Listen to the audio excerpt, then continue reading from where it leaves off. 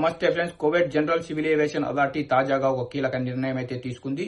Kuwait international airport పై Iran చేసిన దాడులపై Kuwait general civil aviation authority international civil aviation organisation కు ఒక నిరసన లేఖనైతే సమర్పించింది.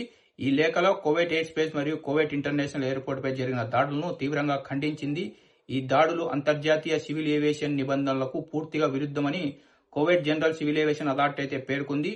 ఈ దాడుల కారణంగా కొన్ని ఫ్లైట్లు తాత్కాలికంగా నిలిపివేయాల్సి వచ్చింది. ఎయిర్పోర్ట్ ను పూర్తిగా నిలిపివేయడం అయితే జరిగింది. ఎయిర్ ట్రాఫిక్ పూర్తిగా డిస్టర్బ్ అయింది. భారీ ఆర్థిక నష్టం అయితే జరిగింది. ప్రయాణికులు మరియు ఎయిర్పోర్ట్ సిబ్బంది ప్రాణాలకు ప్రమాదం ఏర్పడింది. ఇంకా కొంతమందికి గాయాలు అయినట్లు కూడా ఈ లేఖలో Kuwait general civil aviation authority పేర్కొనడం అయితే జరిగింది.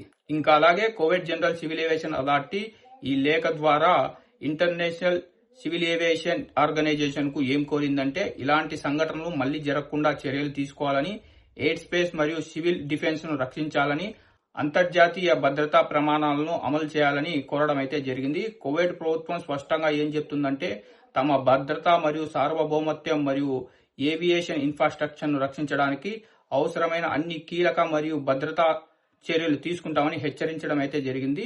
ఇంకా కువైట్ ఎయిర్పోర్ట్ తిరిగి ఎప్పుడు ఓపెన్ అవుతుందన్న దాని మీద ఎటువంటి అఫీషియల్ అప్డేట్ అయితే ఇవ్వలేదు. కేవలం ఈ లేఖలో కువైట్ ఎయిర్పోర్ట్ పై జరిగిన దాడుల గురించి మాత్రమే Kuwait general civil aviation authority అయితే ప్రకటించడం అయితే జరిగింది. చూద్దాము కువైట్ ఎయిర్పోర్ట్ తిరిగి ఎప్పుడు ఓపెన్ అవుతుందో.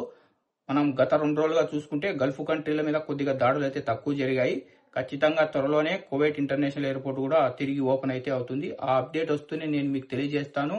ఆ అప్డేట్ మీరు మిస్ కాకుండా ఉండాలంటే మన గల్ఫ్ ఎక్స్పర్ట్ తెలుగు ఛానల్ ని సబ్స్క్రైబ్ చేసుకుని బెల్ బటన్ ఆన్ లో పెట్టుకోండి.